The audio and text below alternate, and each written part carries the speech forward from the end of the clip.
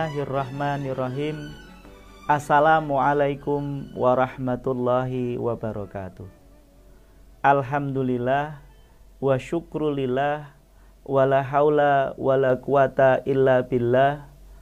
Asyhadu an la ilaha illallah wahdahu la syarikalah wa asyhadu anna Muhammadan abduhu wa rasuluh alladzi la nabiyya ba'dah. Qala Allahu ta'ala fil Qur'anil Karim. A'udzu billahi minasyaitonir rajim. Bismillahirrahmanirrahim. Innallaha kana ala kulli syai'in syahida. Al-ayah, shadaqallahul adzim. Pemirsa rahimakumullah. Pertama-tama marilah kita senantiasa memanjatkan puji syukur kehadirat Allah Subhanahu wa ta'ala. Allah yang maha pengasih tanpa pilih kasih, dan Allah yang maha penyayang yang tak terbilang. Karena atas rahmat, hidayah dan inayahnya, kita masih diberikan kesempatan oleh Allah untuk menghirup udara kehidupan. Sholawat dan salam tidak lupa mari kita curahkan kepada junjungan kita, Nabi besar Muhammad Sallallahu Alaihi Wasallam, manusia pilihan Allah yang telah memberikan pencerahan kepada umatnya dari zaman jahiliyah, zaman kebodohan, menjadi zaman yang berpengetahuan dan berkemajuan. Pemirsa rahimakumullah, di dalam surat Al-Ahzab, Allah Subhanahu wa ta'ala berfirman, A'udzu billahi minasyaitonir rajim. Bismillahirrahmanirrahim. Innallaha kana ala kulli syai'in syahida. Yang artinya, sungguh Allah menjadi saksi atas segala sesuatu. Firman Allah ini mengingatkan kepada kita semua bahwa Allah senantiasa menyaksikan setiap apa yang ada di dunia ini. Apa yang kita lakukan, apa yang kita ucapkan, bahkan apa yang kita pikirkan, Allah menjadi saksi atas segala sesuatu. Ada kisah menarik ketika ada salah seorang santri yang begitu tawadhu, begitu ta'zim, hormat kepada kiainya. Tetapi santri ini menjadikan teman-temannya iri karena dia adalah santri yang paling diberikan perhatian, paling disayangi oleh kiainya. Maka kemudian santri-santri lain pun protes. Pak Kiai, mengapa santri itu menjadi perhatianmu? Mengapa hanya santri itulah yang engkau sayangi? Mengapa bukan kami?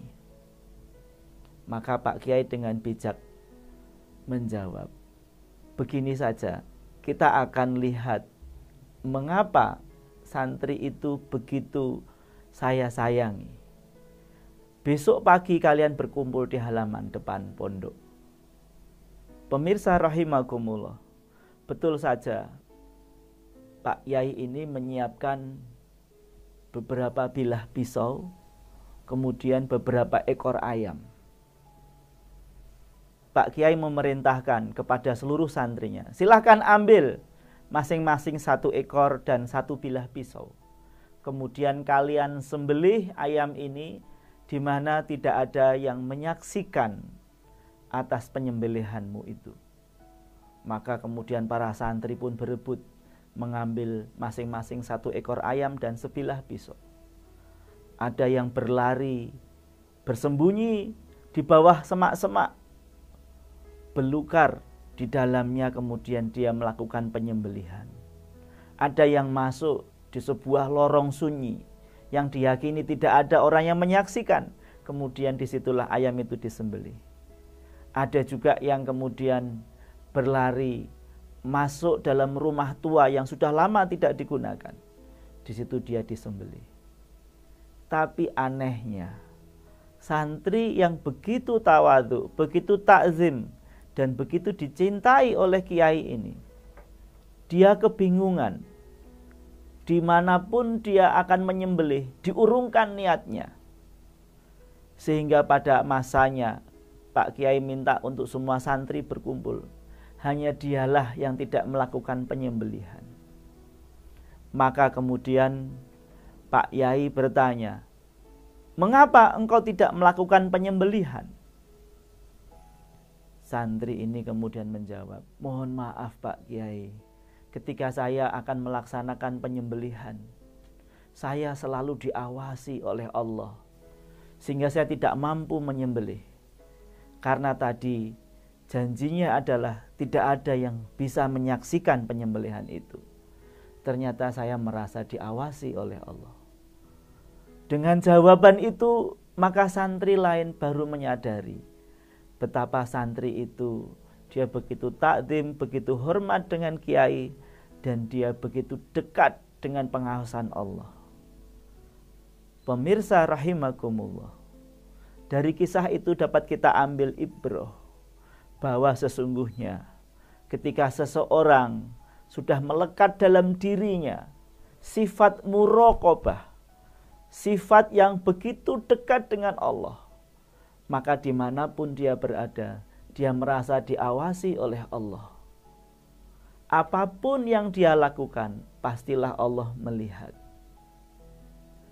Pemirsa rahimakumullah, belakangan ini banyak sekali tindakan-tindakan kejahatan, tindakan-tindakan kriminal, di mana pelakunya ada yang lolos, ada juga yang tertangkap.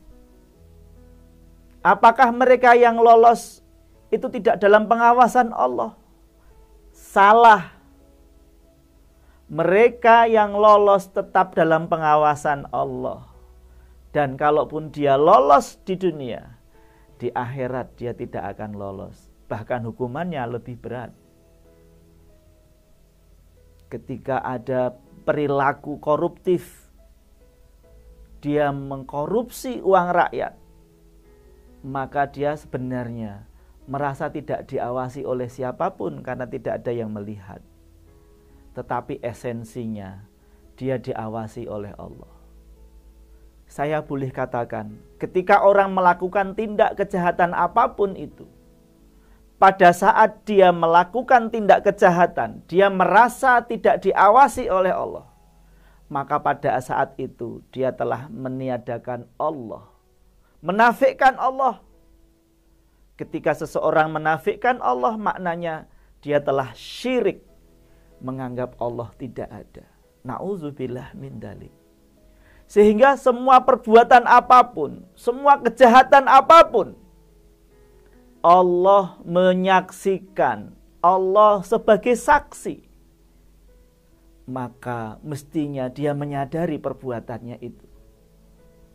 Ketika seorang hamba Allah menyadari bahwa Allah selalu melihat perbuatannya, perilakunya akan hati-hati. Dia tidak akan sembarang berucap, tidak sembarang berbuat, karena semua disaksikan oleh Allah. Setiap ucapan, setiap perbuatan itu pasti akan ada pertanggungjawabannya di akhirat nanti.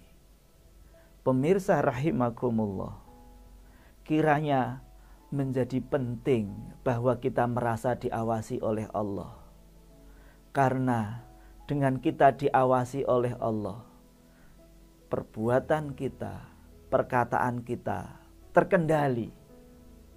Tidak perlu lagi ada CCTV, tidak perlu ada lagi kamera pengawas di mana-mana. Karena sesungguhnya Allah sudah memasang kamera pengawas, hidden kamera. Kamera yang begitu tersembunyi sampai memang tidak orang itu bisa melihat.